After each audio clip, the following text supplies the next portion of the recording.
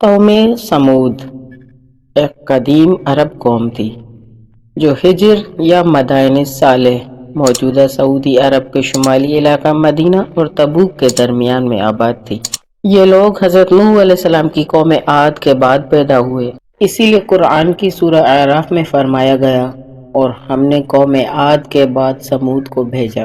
یہ لوگ نہایت ذہین، طاقتور اور فنون تعمیر میں ماہر تھے۔ پہاڑوں کو تراش کر عالیشان گھر، محل اور قلعے بناتے تھے۔ ان کی بستیاں آج بھی مدائن صالح کے کھنڈرات میں دیکھی جا سکتی ہیں۔ اللہ نے انہیں زرخیز زمینیں، باغات اور چشمے عطا کیے، مگر دولت اور طاقت نے انہیں غرور میں مبتلا کر دیا۔ وہ کہتے ہم سے زیادہ طاقتور کون ہے؟ یہ لوگ بتوں کی پرستش کرتے، کمزوروں پر ظلم کرتے اور نبیوں کی نصیحتوں کو مذاق سمجھتے تھے۔ ان میں پیشوا، سردار اور کاہن، جادوگر اور فال گیر بھی تھے جو لوگوں کو گمراہ کرتے۔ وہ دعویٰ کرتے کہ ہم خدا سے غیب جان سکتے ہیں، ہمارے بت ہمیں نفع پہنچاتے ہیں۔ یہ کاہن جھوٹی پیشن گوئیاں کر کے عوام کو نبی کے خلاف بھڑکاتے تھے۔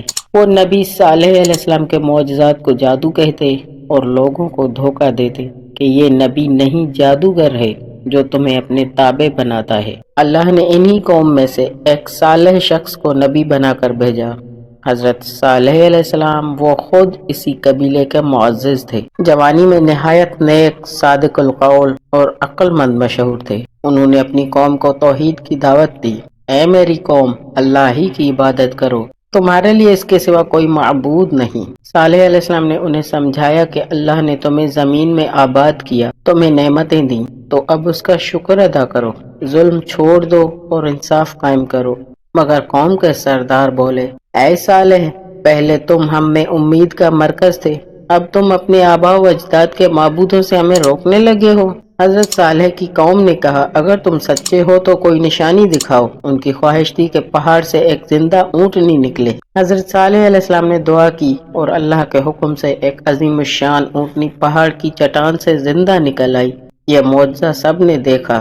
صالح علیہ السلام نے فرمایا، یہ اللہ کی اونٹنی ہے، اسے آزاد چھوڑ دو، یہ اللہ کی نشانی ہے۔ ایک دن نہر سے یہ پانی پیے گی اور ایک دن تم پیو گے۔ تم اس کے ساتھ برا سلوک نہ کرنا ورنہ عذاب آ جائے گا۔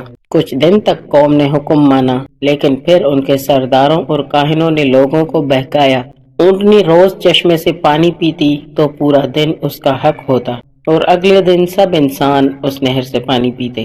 اس کے دودھ سے سب بستی والے مستفید ہوتے۔ وہ اتنا دودھ دیتی کہ پورے قبیلے کے لوگ اس کا دودھ پیتے تھے۔ مگر پھر ان لوگوں کے دلوں میں حسد اور ضد نے جگہ لے لی۔ قوم کے چند سرکش لوگوں نے، جن میں قدار بن سالف نامی شخص سب سے آگے تھا، اونٹنی کو مارنے کی سازش کی۔ ایک رات انہوں نے مل کر اونٹنی کو قتل کر دیا۔ حضرت صالح علیہ السلام بہت غمگین ہوئے اور فرمایا، تم نے اللہ کی نشانی کو قتل کر دیا، اب 3 دن اپنے گھروں میں رہو، اس کے بعد تم پر عذاب نازل ہوگا۔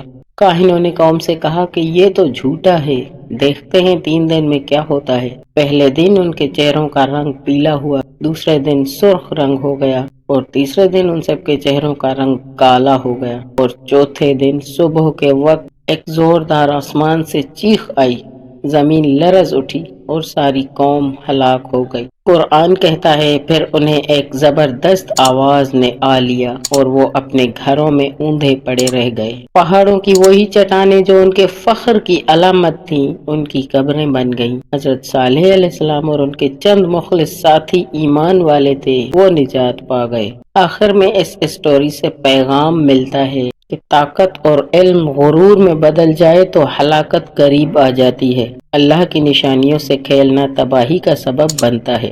نبی کی بات ماننا عزت ہے، انکار ذلت ہے۔